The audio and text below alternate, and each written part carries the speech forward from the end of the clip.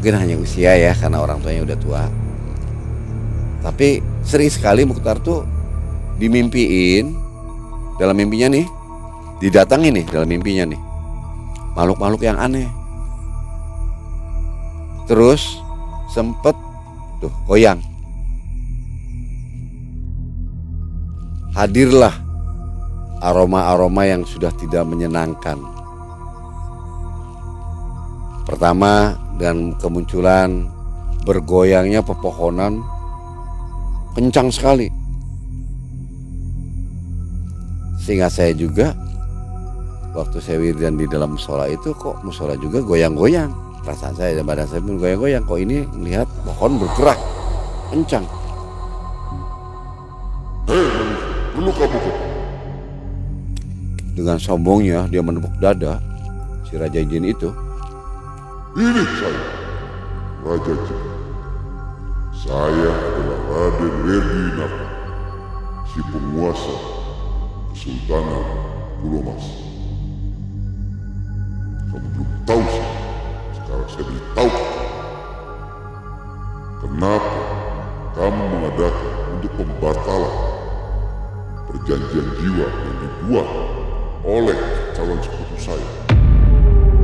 Saya tidak akan mengusik kamu, dan saya tidak akan usil terhadap diri kamu kalau perjanjian ini dibatalkan. Kalau kamu mampu melawan saya dan mengalahkan saya, boleh, saya akan batalkan perjanjian ini.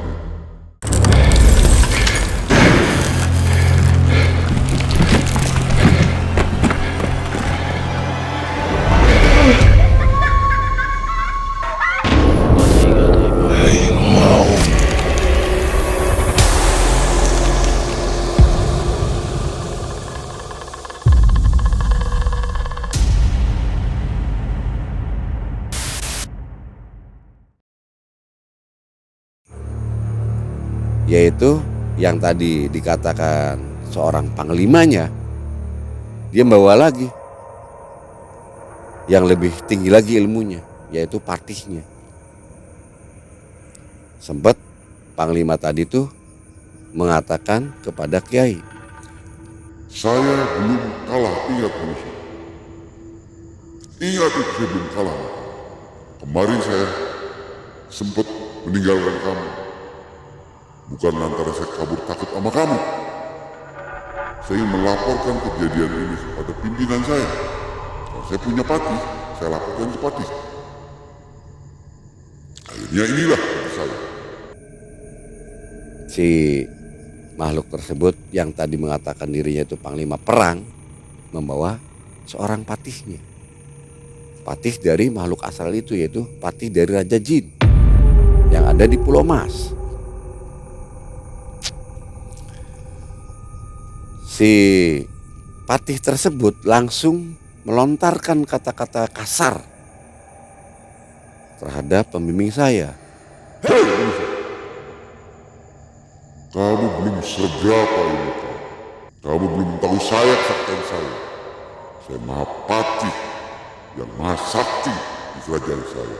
Kamu sudah mengusik sebuah perjanjian yang dibuat oleh manusia. Yang ada yang kamu lindungi sekarang. Hak saya untuk kamu lihat, kenapa kamu halangi? Tak kalah serunya, pembimbing saya menjawab dari apa yang dituturkan patih ataupun mahapatih dari kerajaan jin tersebut. Hei makhluk setan! Sempat dengan serunya pembimbing saya melontarkan kata-kata, kamu itu tidak bisa mempengaruhi saya, dan jangan harap kamu bisa menyentuh orang yang dilindungi saya. Dia sudah bertobat dan ingin kembali ke jalan Allah. Kamu tidak bisa menghalangi. Akhirnya patih itu melontarkan kata-kata kembali. Kamu belum tahu saya, ya? Nih, John Kara, patih kerajaan jin di Pulau Mas. Siapapun tahu siapa saya. Itu menurut kamu, balas dari pembimbing saya dengan kerasnya. Bagi saya, hanya makhluk Allah lah yang berakhlak baik, berakhlak mulia, itulah yang saya patut hormati. Makhluk kayak macam kamu, wajib saya musnahkan. Karena akan merugikan umat manusia yang mau bertobat kepada Allah. Akhirnya pertarungan dimulai. Si Pati meluncurkan serangan pada pembimbing saya. Saya lihat gumpalan api semacam kayak banaspati nyerang. Lari dengan cepat ke arah pembimbing saya. Ditepislah oleh sorban pembimbing saya. Tuos! Itu terlontar si bola api tersebut. Berbalik ke arah yang melempar tadi. Entah merapal apa lagi, saya juga kurang paham karena saya sendiri belum diajarkan oleh pembimbing saya. Tasbih yang di pergelangan tangan, yang dipegang sama dia, digumpalkan, diikat di jarinya dia.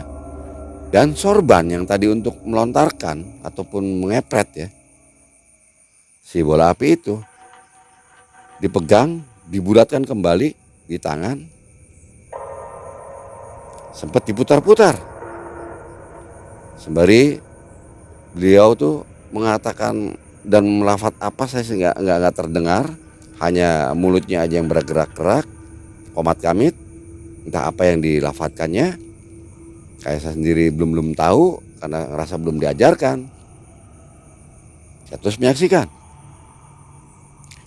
Dihampirilah dua sosok itu oleh pembimbing saya. Disabetkannya itu sorban tersebut ke arah posisi dua makhluk itu yang sedang berdiri di hadapannya. Allahu Akbar, disabetkannya sorban tersebut. Terdengarlah letupan dengan dahsyatnya dua seperti bom. Saya kaget di situ. Allahu Akbar, astagfirullahaladzim, insyaallah. Ya Allah, bantulah pembimbing saya. Jangan sampai dia kalah. Karena siapa lagi yang nanti akan membimbing saya untuk menuntun ke jalanmu ya Allah. Bantulah dia ya Allah. Terus saya lakukan lagi salawatan. Akhirnya dengan spontanitas saya melihat yang tadi mengatakan dirinya itu seorang panglima perang terhempas jauh entah kemana, yang hilang tinggal sosok patinya. Pertempuran itu lama, suara terdengar dahsyat di mana-mana di area halaman rumah yang begitu luas, yang dimana biasa dilakukan untuk latihan pencaksilat, latihan pernapasan oleh anak-anak didikan dari pembimbing saya. Akhirnya waktu berjalan mendekati subuh, karena di sana tidak ada pengeras suara, hanya kentrongan yang dibunyikan yang biasa itu oleh marbot. Akhirnya terdengar waktu subuh akan menjelang. Kentrongan itu dibunyikan. Si makhluk itu tuh agak kebingungan, kayak rasa gelisah sekali, entah apa nggak ngerti. Gelisah, lari ke sana, lari kemari, diuberlah sama pembimbing saya. Begitu azan berkumandang, sosok itu menghilang. Sempat pembimbing saya agak lelah juga, saya itu, amin, menghampiri kembali ke ruangan saya. Pan, Mukhtar, sudah waktunya untuk sholat subuh berjamaah. Ya Pak Kiai. Hanya kami menyudahi, tetap merasa ketakutan yang tidak terduga. Air yang tadi dibuka dan ditutup kembali untuk buat lingkaran oleh saya simpan kembali ke posisi tempat di mana Al-Quran itu yang tadi ada, dekat tembok. Al-Quran pun saya simpan. Saya bergegas untuk melakukan sholat subuh berjamaah. Saya sholat subuh, Pembimbing saya pun tetap dia wirid terus. Entah intinya saya melihat sampai jam 7 dia melakukan sholat kembali. Sholat sunnah apa yang dilakukan saya kurang paham. 2 rakaat. Terus dia bergegas meninggalkan lokasi. Dan saya belum diperintahkan untuk meninggalkan tempat. Saya bersama Mukhtar terus wirid di situ. Terus di situ wirid. Akhirnya pakai yang instruksikan kepada pembantunya untuk menyiapkan mobil. Dan saya dipanggil oleh Pak Kiai untuk sarapan. Terus dalam sarapan itu ngobrol kecil.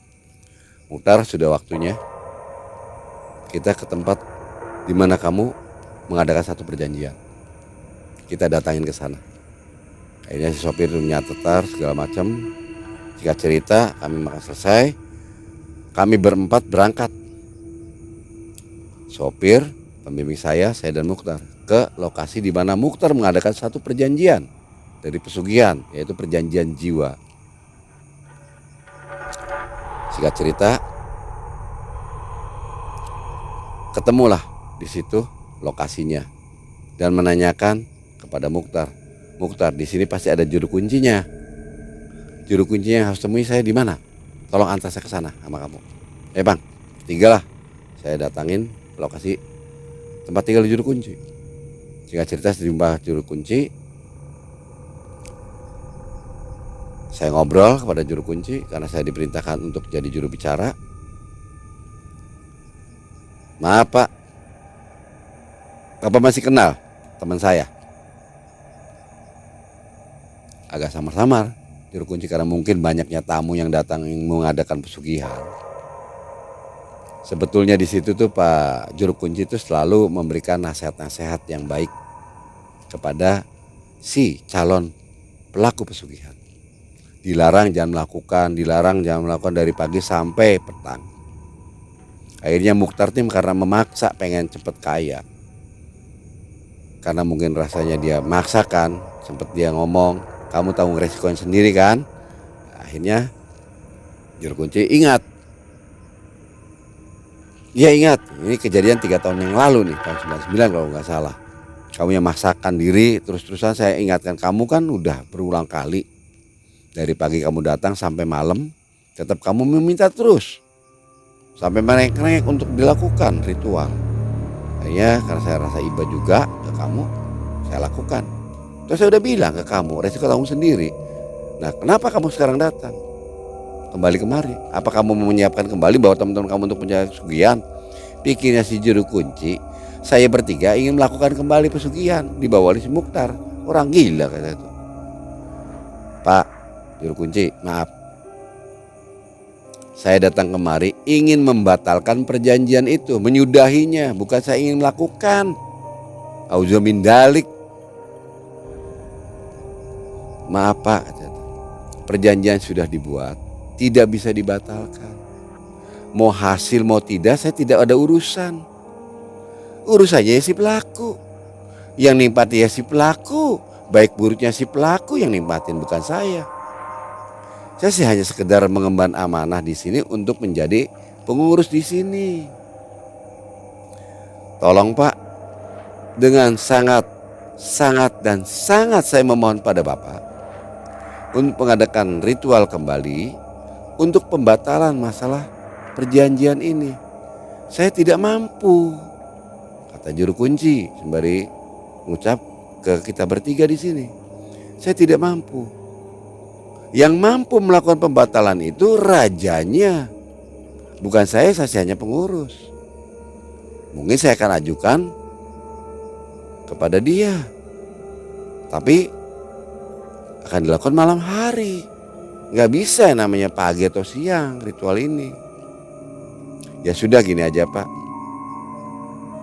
Enaknya Bapak aja ngadain ritual untuk pembatalan si Mukhtar. Karena Mukhtar nih khawatir saya tinggal di sini, maka saya akan bawa pulang. Tetap Bapak melakukan ritual aja untuk pembatalan. Ya nggak bisa Pak. Saya minta Pak, minta tolong. Bapak bisa menolong berarti Bapak bisa menyelamatkan. minimalnya 1 nyawa yang akan tersisa ini bisa terselamatkan oleh Bapak. Karena bujuk rayu gimana akhirnya dia tuh luluh dan akhirnya menyanggupi untuk melakukan ritual untuk pembatalan. Ingin mengajukan ritual pembatalan kepada Raja Si Kerajaan Pulau Mas. Akhirnya kami rasa terima kasih kepada juru kunci, Pak, karena ini waktu masih lama menunggu untuk mengadakan ritual itu. Saya harus pulang dulu Pak, karena banyak juga kegiatan yang tidak bisa saya tinggalkan. Dan Mukhtar pun saya akan bawa ke tempat saya, tidak di sini. Nanti Bapak mengadakan ritual pada jam 9 malam. Saya pun akan mengadakan kembali barang-barang untuk mengajukan pembatalan. Ya sudah Pak, kalau begitu saya akan lakukan apa yang Bapak minta bantuan pada saya. Dan akhirnya kami bertiga pamitan. Karena udah perjanjian udah disepakati akan melakukan ritual pakuncen ini. Singkat cerita, saya bertiga sudah hadir kembali di rumah Pak Kiai, yaitu pemilik saya. Saya diinstruksikan, sudah saatnya kamu mulai untuk melakukan pembelajaran, Bang. Nih, kamu pegang amalan ini. Jangan putus. Jangan putus. Mulai dari maghrib sampai selesainya. Jangan putus. Nah terus untuk Mukhtar gimana Pak Kiai? Permasalahannya bukan apa-apa. Ya maaf ini sih.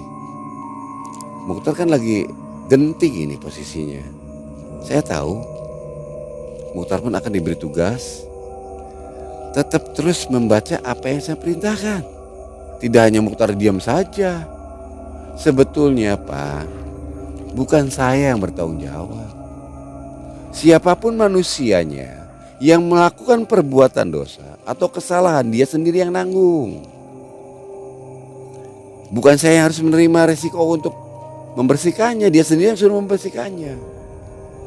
Hanya saya bertugas untuk melindungi dia, jangan sampai dibawa kepada alam yang bukan nyata, karena dia hidup di alam nyata. Dan dia ingin melakukan pertobatan. Saya bersyukur sekali ada orang yang mau bertobat. Justru itulah dia terus melakukan itu. Ya udah, oke, saya akan lakukan. Kita makan dulu, karena nanti kamu akan lanjut. Takut kamu masih lapar ya. Karena dari tadi belum makan aja dulu. Waktu maghrib pun tiba, akhirnya kami berjamaah juga.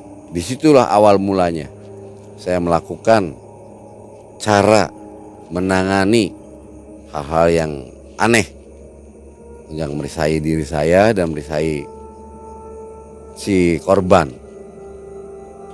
yang diinstruksikan oleh pembimbing saya untuk belajar melakukan ini. Apa yang kamu rasakan, kalau kamu kusu, kamu mampu untuk menembusnya, untuk membuat perisai. Ya udah, kami sepakati. Saya lakukan dari mulai maghrib tuh. Tanpa terasa waktu masuknya Isya, kami menghentikan laku sholat Isya. Setelah sholat Isya, lanjutkan kembali. Terus saya lakukan. Yang anehnya posisi saya tuh duduk bergoyang. Mukhtar pun bergoyang, seakan-akan kayak ada gempa. Lihat pengimaman pun kok bergoyang. Saya bingung ini. Ya Allah, alam apa ini? Ini saya hidup di alam nyata. Saya cubit, masih terasa sakit. Tapi saya rasakan kok ini bergoyang-goyang kayak macam aneh ini kayak itu. Hati kecil saya itu menanyakan kepada diri saya sendiri. Tetap saya baca amalan tersebut, terus saya baca. Tanpa lama, pemilik saya masuk, menepuk saya. Bang, kita pindah jangan di sini. di ruangan seperti biasa. Ini tampaknya sudah tidak enak. Takut ada hal-hal yang tidak diinginkan terjadi. Kamu masuk perlindungan kembali di ruang perlindungan. Buat kamu benteng. Iya Pak Kiai. Akhirnya saya bergegas. Seperti semula waktu tempo hari itu saya lakukan. Mukhtar duduk, saya pun akan duduk, tapi sebelum saya duduk saya membuka kembali air doa itu yang buat untuk benteng. Saya tuangkan kebutuhan dalam lingkar posisi saya dan Mukhtar. Setelah itu saya berbalik arah ke posisi lapangan. Itu yang diinstruksikan oleh Pak Kiai. Yang anehnya kok Pak Kiai di lapangan atau di halaman rumahnya dia duduk bersila menunggu kehadiran dari si Raja Jin tersebut dan Mahapatihnya. Karena dia memiliki firasat pasti hadir kembali, daripada nanti masuk ke dalam ruangan, lebih baik langsung aja di lapangan. Berpikir pembimbing saya seperti itu. Akhirnya diambil posisi bersila, dia wiridan. Tak lama berselangnya waktu berjalan tuh udah masuki 1:30 malam ya, dini hari nih, 00:30 dini hari waktu Indonesia bagian Barat. Hadirlah aroma-aroma yang sudah tidak menyenangkan. Pertama, dan kemunculan bergoyangnya pepohonan kencang sekali. Sehingga saya juga waktu saya wiridan di dalam musola itu, kok musola juga goyang-goyang. Perasaan saya dan badan saya pun goyang-goyang. Kok ini melihat pohon bergerak kencang. Dedahanan pun bergoyang-goyang. Bahkan banyak juga dedaunan yang pada berguguran.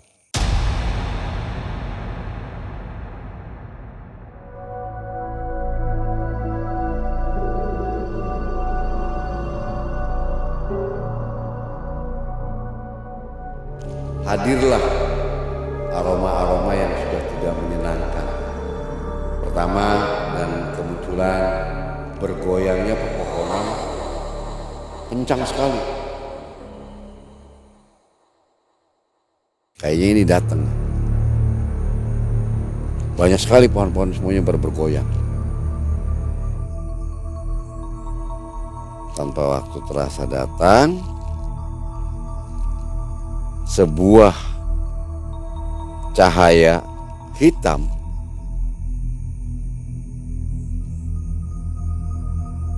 hadir di depan pembimbing saya duduk bersila di situ. Hadirnya akhirnya berubah wujud dari tadinya secetak hitam, warna hitam itu bergerak, berubah menjadi kumpulan asap, dan akhirnya membentuk sebuah sosok tinggi besar.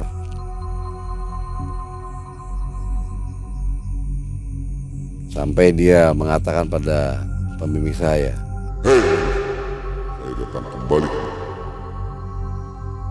Saya belum kalah. Kita lanjutkan kamu. Karena kamu sudah mengusik apa yang saya inginkan. Kamu sudah turut campur urusan saya dengan perjanjian sekutu yang saya akan buat. Akhirnya dengan senyuman yang sangat lembut, pembimbing saya membalasnya. Tidak dengan nada-nada kasar ataupun intonasi yang tinggi. Hei makhluk Allah, makhluk kegelapan. Kamu ini ingin menyesatkan anak cucu Adam. Saya selaku anak cucu Adam berkewajiban untuk melindungi orang yang mau berbuat baik, orang yang mau menjalankan kembali kepada ajaran tuntunan dari Allah. Kamu itu makhluk-makhluk sombong yang selalu menentang perintah Allah. Hanya ingat, saya masih diberi rasa rumaksa kasih sayang. Tidak akan menghancurkan kamu, karena bukan hak saya untuk membunuh kamu. Tapi kalau keadaan terpaksa, saya akan bisa memusnahkan kamu. Dialog tersebut berjalan tanpa pakai emosi. Pembimbing saya menuturkan dengan landai saja. Yang anehnya, si makhluk asari itu semakin menjadi seakan-akan direcehin. Gak ditanggapin bentak-bentakan, tapi dengan senyuman, dengan nada-nada santai, dia tambah menjadi kemarahannya. Dia menendang posisi kiai. Dia menendang dengan sigapnya. Pembimbing saya itu menangkis dengan tasbih. Jebur! Terhempaslah makhluk itu. Entah apa juga istilahnya wiridan yang dibacakan oleh pembimbing saya,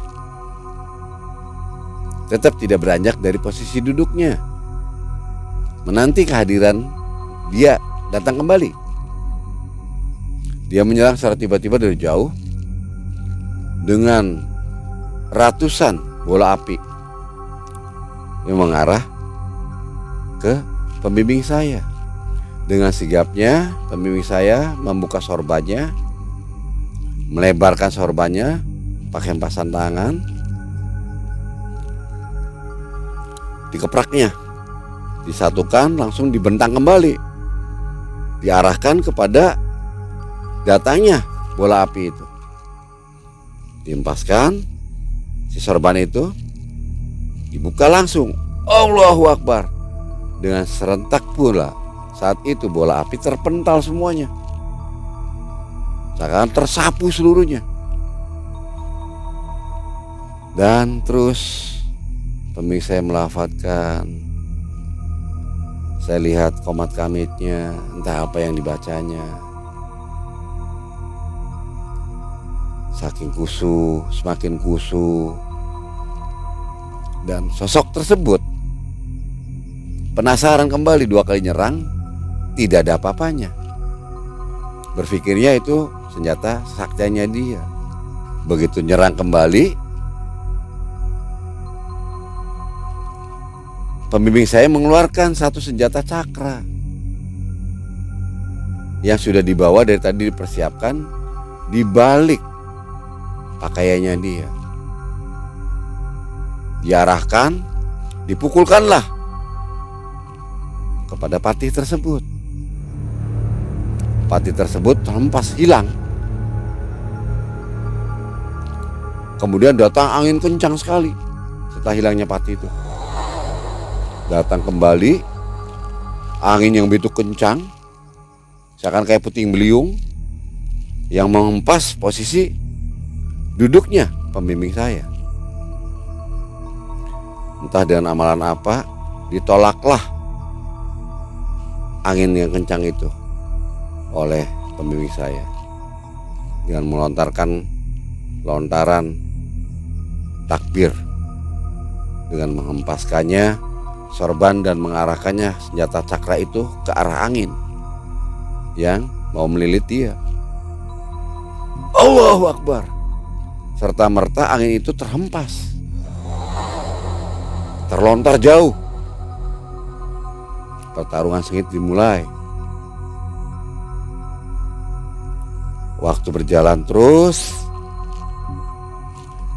Akhirnya sosok itu mungkin agak kelelahan, melontarkan kata-kata, menghentikan serangan itu, langsung melontarkan kata pada pembimbing saya. Hei manusia, saya ini Raja Jin dari Kepulauan Pulau Mas. Dari kerajaan Pulau Mas ini, saya menguasai Kilimantan.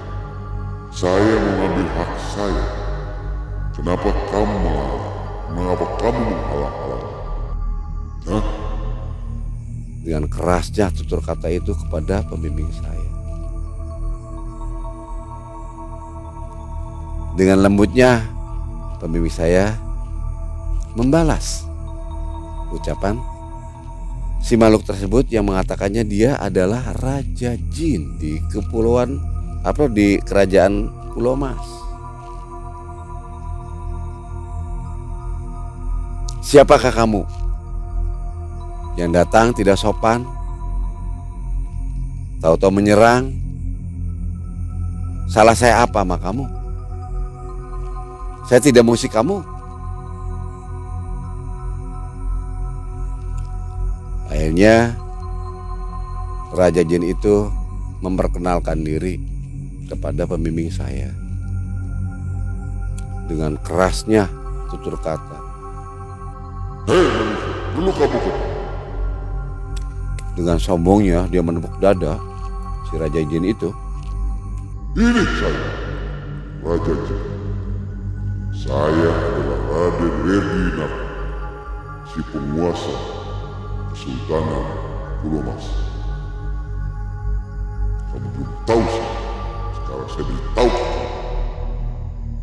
Kenapa kamu mengadakan untuk pembatalan perjanjian jiwa yang dibuat oleh calon sekutu saya? Tersontaklah pembimbing saya dengan tutur kata yang begitu kerasnya, yang agak kasar, seakan menyindir, tapi pembimbing saya membalas dengan lembut. Hei makhluk astral, yang dikatakan bahwa kamu itu seorang raja. Seorang raja adalah raja bijak, memiliki sifat bijak. Sekarang saya mau tanya ke kamu, si pelaku perjanjian terhadap diri kamu, dia tidak mendapat apa-apa. Orang tuanya sampai jadi korban, jadi sekutu kamu. Bahkan sekarang kamu mau ngambil dia lagi. Dia tidak pernah melakukan hasil apa-apa dari kamu. Malah kamu mau untung sendiri, mau ngambil dia, jadikan sekutu kamu. Wajar saya mengajukan untuk pembatalan. Karena pihak daripada si pelaku itu merasa dirugikan. Sekarang dia sudah bertobat, ingin melakukan ke jalan yang benar. Maka saya mengajukan perjanjian pembatalan kepada kamu. Saya tidak akan mengusik kamu dan saya tidak akan usil terhadap diri kamu kalau perjanjian ini dibatalkan. Kalau kamu mampu melawan saya dan mengalahkan saya, boleh, saya akan batalkan perjanjian itu. Akhirnya menyetujuilah pembimbing saya itu. Insya Allah saya makhluk yang Allah ciptakan, yang tidak memiliki apa-apa, hanya kekuasaan Allah yang bisa memberikan kekuatan pada diri saya. Saya akan penuhi dan siap menghadapi kamu. Dengan izin Allah, saya akan lumbatkan kamu. Dan ada kasar baru terlontar dari tutur kata pembimbing saya. Akhirnya langsung ambil posisi, diarahkanlah pusaka cakra itu ke Raja Jin. Pertikaian itu tidak habis-habisnya. Tidak ada yang kalah, tidak ada yang menang. Sampai rasa capeknya pembimbing saya, dia juga tersesek tapi tidak dikalahkan. Namun saat mau menjelang subuh, dia berkata, si Raja Jin itu, Hei manusia, sudahi dulu pertempuran ini. Saya tidak merasa kalah, kamu pun tidak juga merasa kalah. Sudahlah, ini saja. Saya akan batalkan perjanjian ini untuk si Mukhtar dengan catatan. Kamu harus berjanji. Kamu jangan usik saya. Jangan usik saya. Dan kamu jangan melarang saya untuk membuat sekutu. Karena saya sudah diizinkan oleh Sang Holik, yaitu Allah. Saya akan membawa hak saya dari anak cucu Abah yang mau bersekutu dengan saya. Tapi yang bagi mampu imannya melewati dari ujian-ujian itu, dan satu solehnya saya tidak mampu, tidak akan bisa mengajak. Yang saya akan ajak adalah orang-orang yang sesat. Akhirnya terjadilah perjanjian tersebut, disetujuinya. Kemudian subuh berkumandang, azan subuh. Akhirnya pemimpin saya itu berucap bersyukur alhamdulillah, baca Al-Fatihah dan melakukan sujud sahwi, sujud syukur 2 rakaat. Saya lakukan itu, pemimpin saya kembali masuk ruangan. Sudah. Pang, sudah.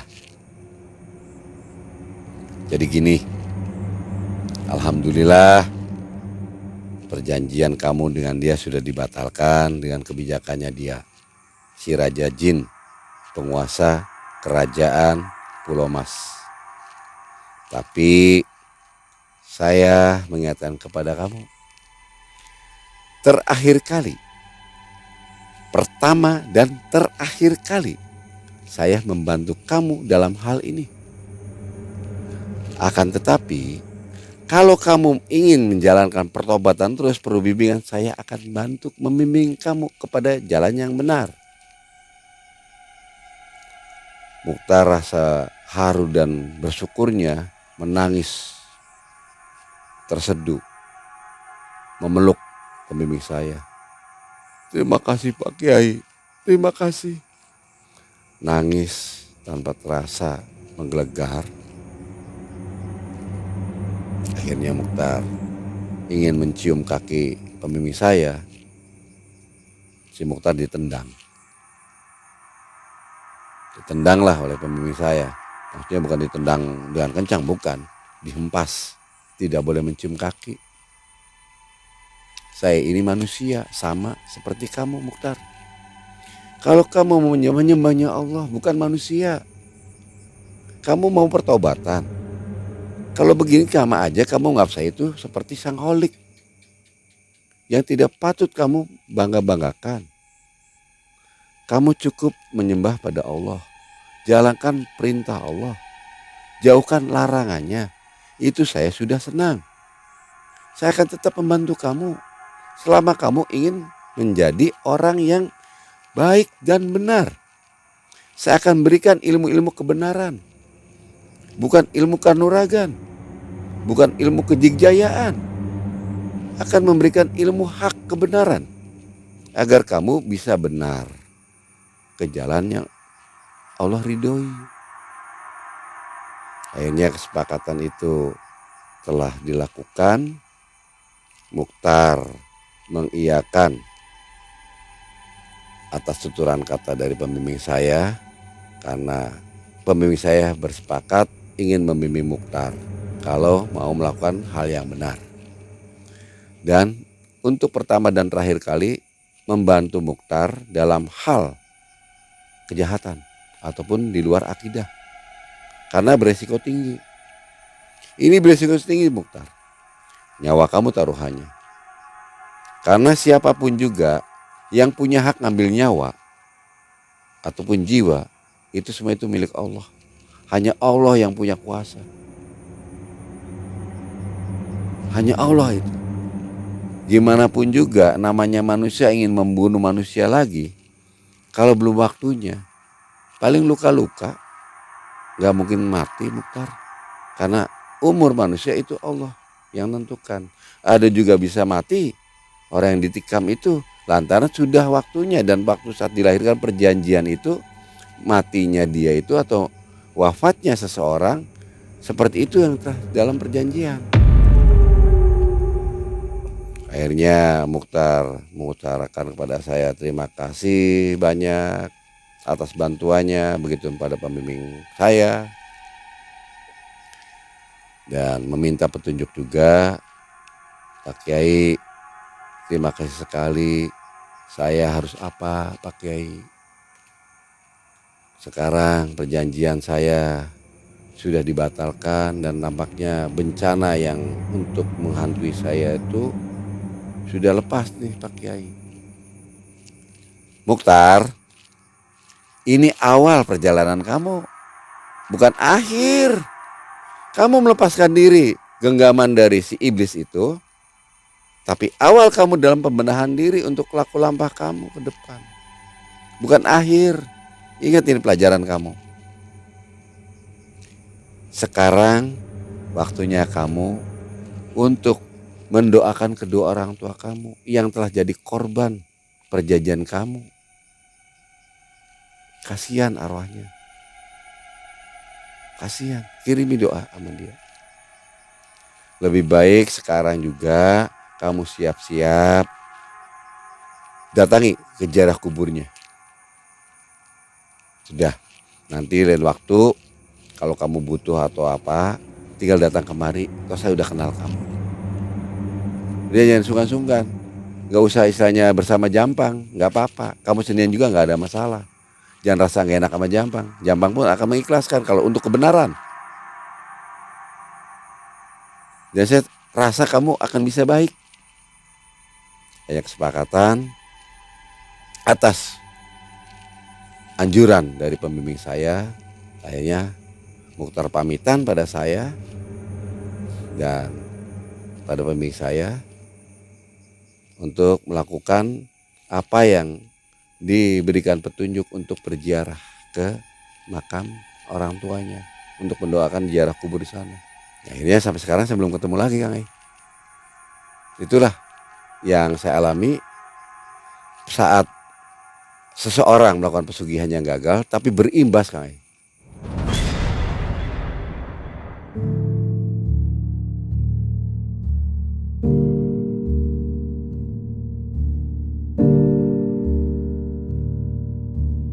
Sekarang waktunya kamu untuk mendoakan kedua orang tua kamu yang telah jadi korban perjanjian kamu.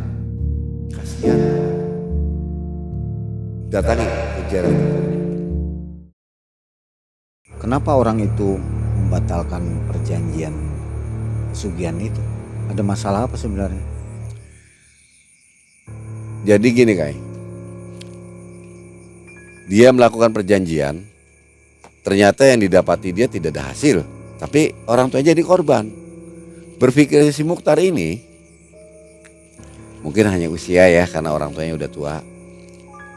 Tapi sering sekali Mukhtar tuh dimimpiin, dalam mimpinya nih, didatangi nih dalam mimpinya nih, makhluk-makhluk yang aneh.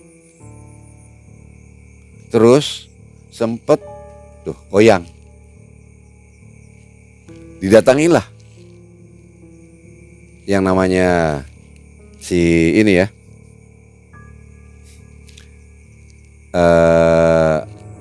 arwahnya orang tua tuh kayak macam mendatangin dia dalam mimpinya, minta tolong. Mukhtar nggak ngerti. Yang ngertinya Mukhtar, saya aja cari lagi makan, cari duit gimana caranya karena terhimpitnya ekonomi.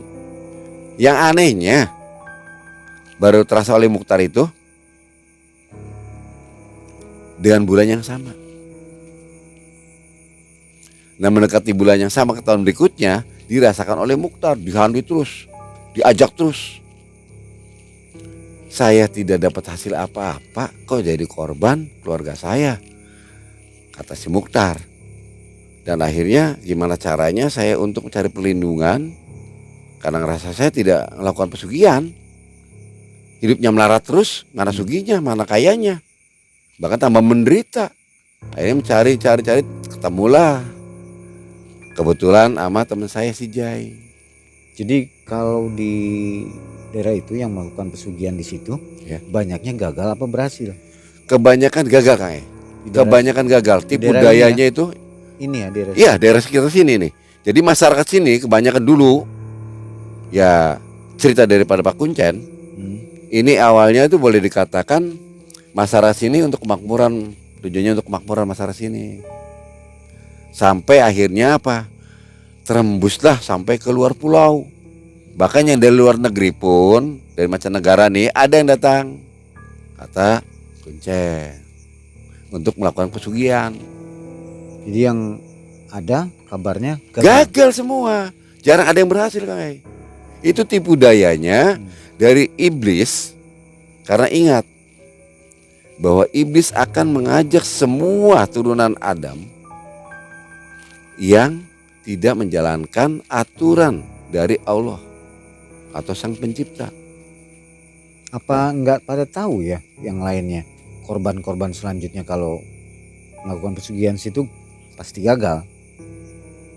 Nggak dikasih tahu oleh kuncinya itu gimana? Jadi dikasih tahu, Kang dari awal jangan melakukan pesugihan karena ini adalah langkah-langkah yang menyesatkan. Sekali datang dikasih pandangan untuk jangan melakukan. Dia tuh maksa terus sampai malam. Ditanya kembali berulang-ulang tetap maksa. Dan terpaksa dia ngadakan ritual akhirnya si Kuncen itu. Kuncen itu melakukan ritual dengan keterpaksaan. Karena desakannya dia, si pelaku. Tapi Kuncen itu sebetulnya sudah melakukan pencegahan semaksimal mungkin. Jangan melakukan, berakibatkan fatal, negatif. Dan betul-betul rugi. Ya. Tidak ada hasil. 2 kali ya. Iya. Harta nggak dapat, nyawa hilang. Nah itu Kang Ya. Itu sudah berlangsung lama atau sampai dengan saat ini masih tetap orang mau melakukan pesugihan? Jadi sampai sekarang pun Kang tempat ini nih ya di Kerajaan Pulau Mas, Kerajaan Gaib Jin. Konon ceritanya nih sempat pengakuan daripada si makhluk-makhluk itu bahwa temboknya aja nih dibuat dari emas nih Kang Tembok Kesultanan ini yang begitu luasnya nih dibentang nih semuanya dari emas secara gaib. Dan dia itu suatu penguasa yang terpaling sakti dari dataran Sungai Citarum nih sampai Cimanuk. Jadi kerajaan kaya ya sebenarnya. Kerajaan kaya Kang Kerajaan paling kaya. Ya, itu Kerajaan gaib yang paling kaya ya di Pulau Mas ini. Namanya juga Pulau Mas. yang jadi pertanyaan. Jadi seakan-akan tuh pulau yang terbuat dari emas kalau secara logika namanya. Ya. Kalau kita pakai akal.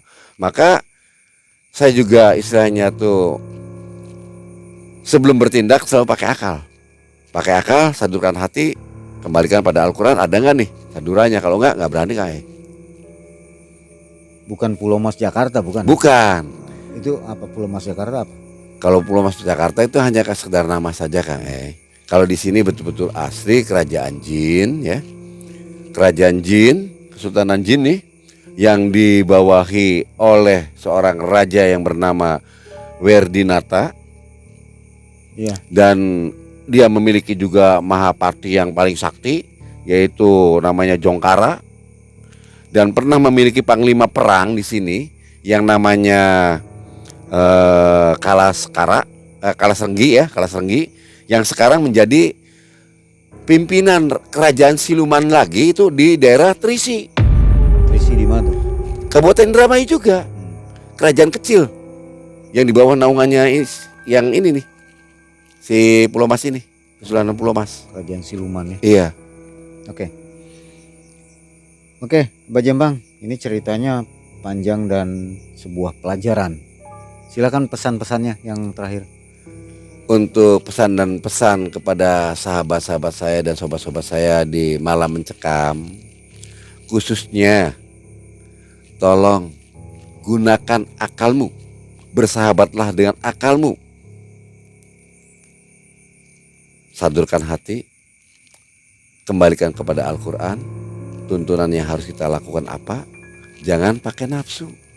Kalau nafsu itu jelek, kita miskin, kita bersyukur.